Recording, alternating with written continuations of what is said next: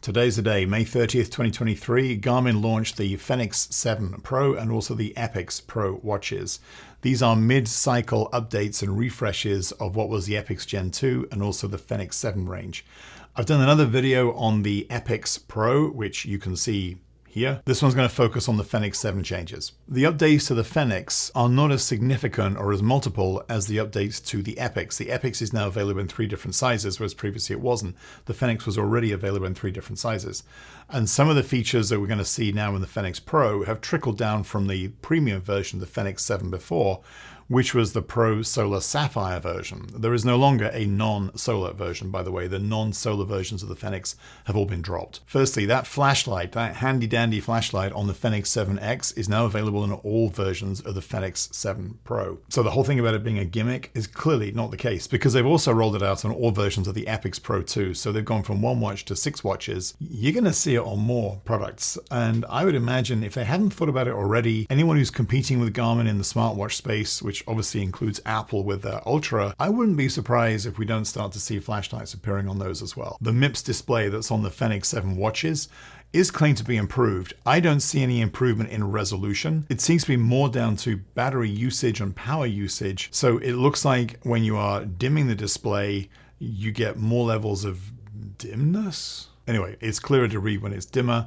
and potentially it can also go brighter too. That's it. So no massive change. This is still the best display when you're outside looking at a watch when you're running in daylight.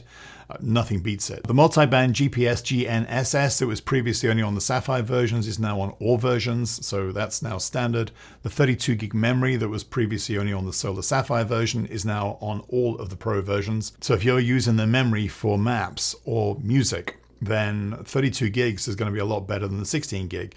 My Fenix 7 is not. It's a 7X Solar. It's not a 7X Solar Sapphire, so I only have 16 gig. I don't use maps on here, mainly because I can't read them. So I would use my phone if I was going to use a map. Or better still, these days, I'd still use a map. But I did start to use some music. I did start to use Amazon Music on my watch. I'm generally using iTunes, but you can't use Apple Music on these. But if you use Spotify or use Amazon Music, you can use those on your watch. And as soon as I did that, I immediately became aware of the fact that I've only got 16 gig of memory. So in summary, if you're using music or you're using maps, 32 gig has got to be better than the 16 gig that was on it previously. The heart rate sensor has 2 main features to it, one of which isn't looking like it's used at all right now.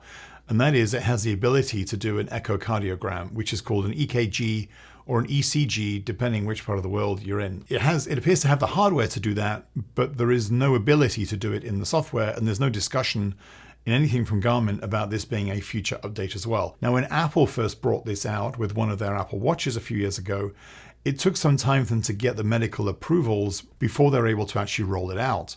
So it could be that Garmin's in the same situation. They're rolling out the hardware now, and they'll bring in the software and a firmware update in the future to activate that feature. Anyway, for now, the hardware's there, but the software is not. The second feature is improved optical heart rate performance. An optical wrist-based heart rate sensor is not as accurate as a strap that you would wear across your chest that is actually reading the electromagnetic pulses through your body. I'm an age group triathlete. I'm an age group Ironman triathlete.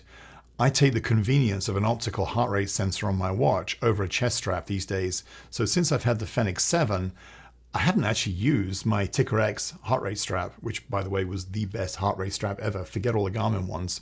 The Wahoo one was much better. I haven't used it once since I got the Fenix 7X because I felt that the optical heart rate performance was good enough. Anything that improves the optical heart rate accuracy of a heart rate sensor on your wrist is always going to be welcomed. The endurance score has been added. Now, we talked about this quite a bit in the rumors, and there's not a lot new to say, actually, because what we put in the rumors is actually turning out to be correct. So this is an ability for you to track your endurance capability as your training builds over a period of time. Rather than just looking at VO2 max, you can look at this. This is going to be rolled out to the existing version of the Fenix 7 watch. So it's going to come in a firmware update anyway to the watches that some of us already own. So it's not really a killer feature of the Pro version. And the same goes for the hill score. This is tracking your ability and your efficiency in running up hills regularly over a period of time during your training. Like the endurance score, it's going to be rolled out to the existing Fenix 7 and Epix Gen 2 watches too, so it's not really a benefit of the Pro. Garmin has added a ton of new sports. It's like 30. Cricket's in there. Lacrosse is in there. Frisbee is in there. I think they call it disc. Don't get me wrong. Those are great sports. I'm not knocking them. But this is a departure for Garmin. This is a change of heart for Garmin. Garmin typically have only put sports in where they can measure meaningful data related to that sport on the sensors or the watch that they have. They appear now to have added a bunch of sports that aren't necessarily going to get different data from their sensors, but means people don't have to go in and manually update the data in their app of choice. So I use Training Peaks. I also use Strava. I have a swimming machine called a VASA. Now, if you don't know what a VASA is a swim ergometer, which basically means you can swim on dry land. VASA swimming is still not on Garmin. It's still not on there. Unless I'm missing it, it's still not there, which means I have to do it as a cycling activity on my Garmin watch, but I have to manually change it, and that's really annoying. But when I see lacrosse and cricket in there, and again, I'm not knocking those sports, but I'd imagine there's more triathletes doing VASA swimming than are playing cricket. Garmin's improved the charging time. Now, I got really excited a few weeks ago and I posted a short video of how I could charge up my watch from 20% to I think it was 95% in about an hour and 40 minutes. I was super excited about this. And some people said, yeah, great. And some said, so what? Nothing special.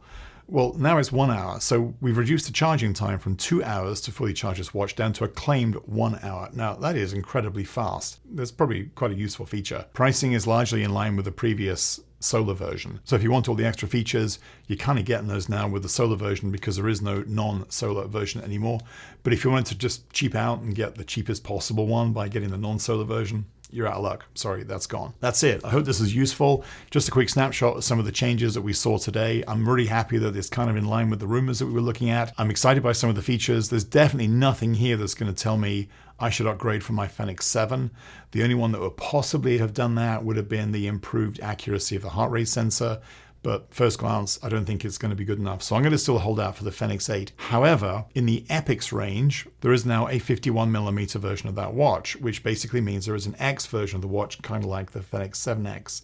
And it has a larger battery physically than it has in the previous version of the Epix Gen 2, which means that the battery life of that AMOLED display, which is much more power hungry, is gradually extending. There were 3 benefits of the Fenix that I saw over the Epix when I looked to choose the Fenix 7 over the Epix. One was the case size, because there wasn't an X version of the Epix. There now is. There's a 51mm. Second was the battery life, because the MIPS display on the Fenix is definitely going to be less power hungry than the AMOLED display on the Epix. Well, that's kind of not negated, but that benefit has been reduced by this improved battery life performance of the 51mm version of the Epix Pro. And thirdly is the rugged good looks of the Fenix over the Epix. And I can't help that. I'm a consumer. I'll buy what I want. And I still prefer the look of the Fenix over the Epix. The Fenix looks like it will do an Ironman with me, which it does.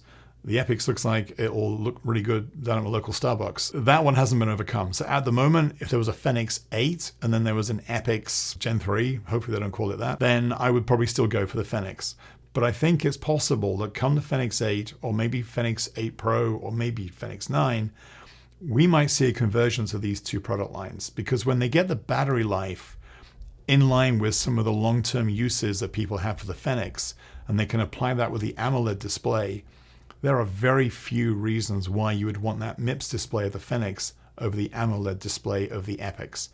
And at the end of the day, Garmin is targeting the smartwatch market here and doing a good job of it with the adventure watches. But I am expecting more and more people to choose the Epix over the Fenix. So at a certain point, sorry to say it, I think the Fenix is going to disappear. That's it. Hope this is useful. Please like and subscribe. It makes a big difference to the channel.